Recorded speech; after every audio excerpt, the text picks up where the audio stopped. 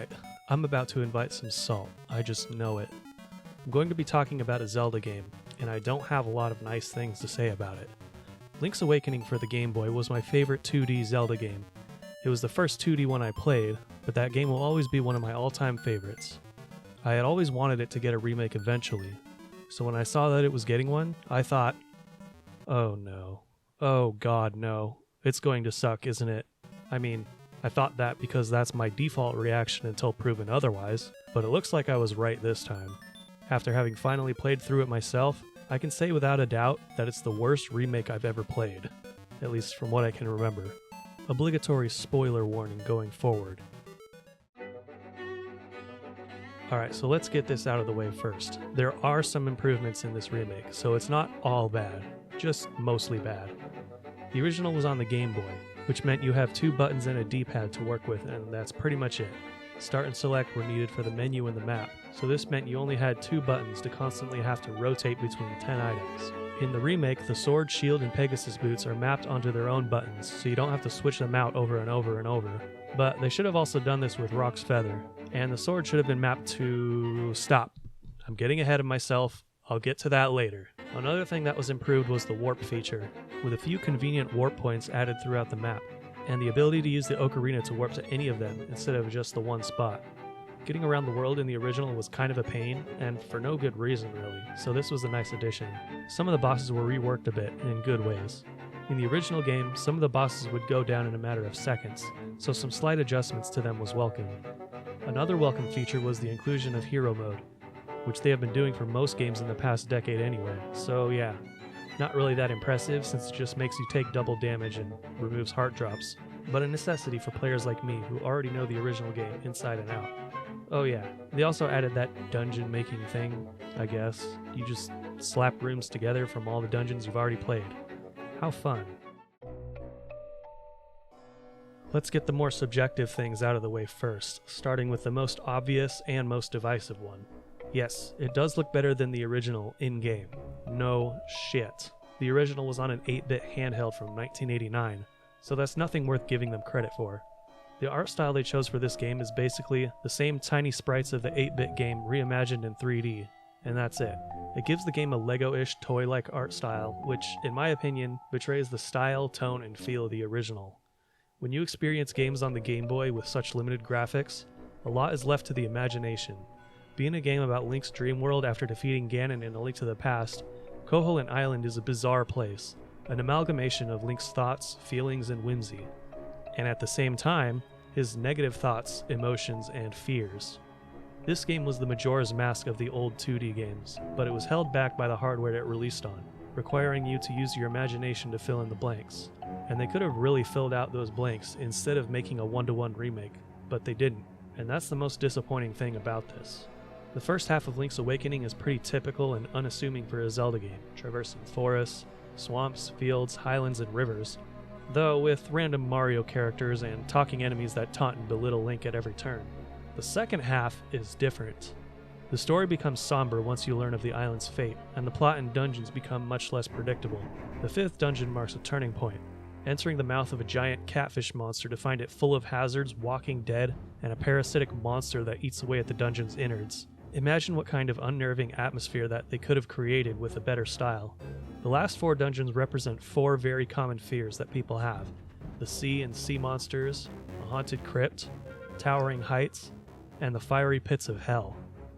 These dungeons also show that the enemies are also becoming scared, fighting desperately for their very existence, as they are bound to disappear forever if Link succeeds. There is so much potential for great storytelling and atmosphere with this setting, but doing a one-to-one remake with this art style, none of that is expressed at all, or even possible. I know a lot of this sounds far-fetched, but this is what happens when you actually play the original instead of the remake, and why I love the game so much. You can let your mind run wild, while the remake leaves so much less up to the imagination, leaving you with a shallow, soulless experience. And even if we ignore all that I just talked about, which admittedly is all extremely subjective, does the in-game art style hold up on its own, just looking at it? No, I don't think so. It's so basic and uninteresting to look at, with very little detail, and yet, they couldn't even keep the game at a constant frame rate, even with such simple graphics. Many people have said that the art style they tease us with in the opening cinematic or the original game's concept art is what they should have used, and that would have been much better than this, though not exactly what I would do personally. I knew I wasn't going to like the art style going into it based on what I had seen on the internet, but that was just at face value. It wasn't until experiencing the entire game that really solidified this opinion for me. The music, however, I refrained from spoiling before I played it. Imagine remaking a soundtrack that originally was made on the Game Boy, but actually being worse. Yeah, the music in this game is terrible, for the most part. The tracks that aren't outright bad are just passable, such as most of the dungeon and overworld themes. But the battle themes are absolutely atrocious. The mid-boss theme in the original game was frantic and noisy, expressing danger and panic as you were suddenly attacked by a strong enemy that you have no experience fighting.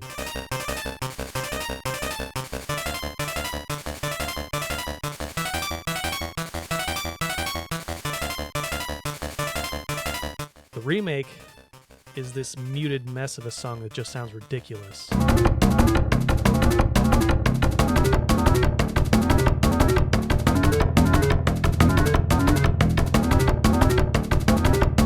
Maybe not as horrible as the ridiculously sounding boss theme that has a bunch of ear-piercing noises worked into it.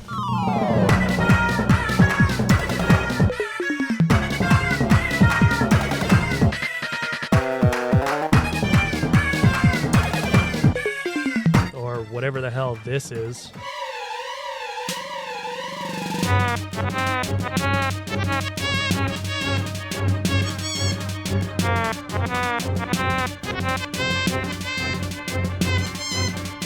Music is a big part of what sets the atmosphere of a game, and the original Game Boy soundtrack is an example of a masterpiece that can do just that with extremely limited technology. These remade songs, on the other hand, dumped all over what the original game expressed, making me want to turn it off entirely, but we'll get to that later too. Now I have to mention the most important song, Ballad of the Windfish, easily one of my favorite songs in the entire series. Marin singing the song is usually the first version you hear, and it's just in tune with no passion, sounding like it was sung by a robot, and not the good kind. And once you've gathered all 8 instruments and play them, it's noisy and not very good. This wasn't exactly great in the original either, though. I was hoping for this song to get a fully reorchestrated, longer performance, but none of the versions of this song we got come even close to something like that.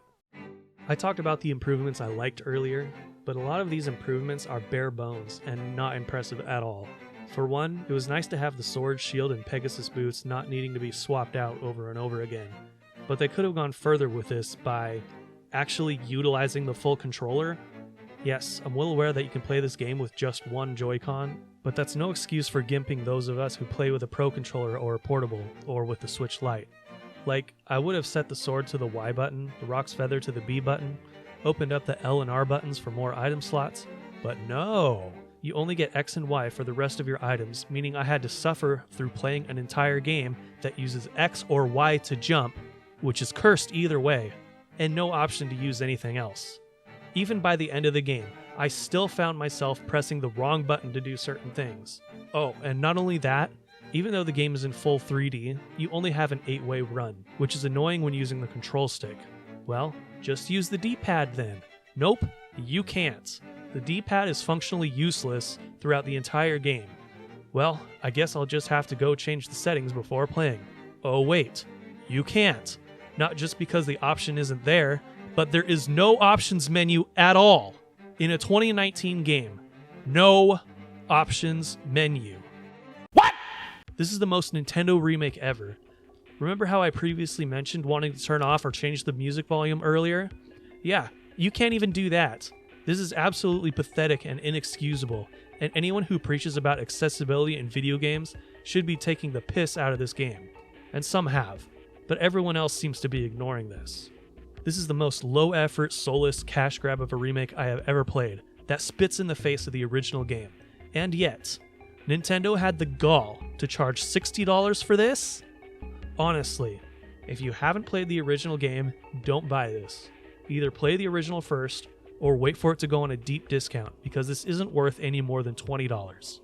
And if you've played the original, and for some reason haven't bought this one yet, don't waste your time. The only hope I had of getting the remake of this game that I always wanted was lost when this one came to be, as it will probably never be revisited. Unless some savvy fans want to try their hands at it, but we all know how kindly Nintendo takes to fan games. Alright, I think that's all I have to say about this thing. Maybe one day I will make a detailed video about how I would go about remaking Link's Awakening, but for now, this and Hyrule Warriors Age of Calamity were both letdowns. So I really hope they don't go 3 for 3 with whatever's coming next. Go ahead and flame me in the comments now, or share it if you want to booty tickle some Nintendo fanboys. Either way, thanks for watching.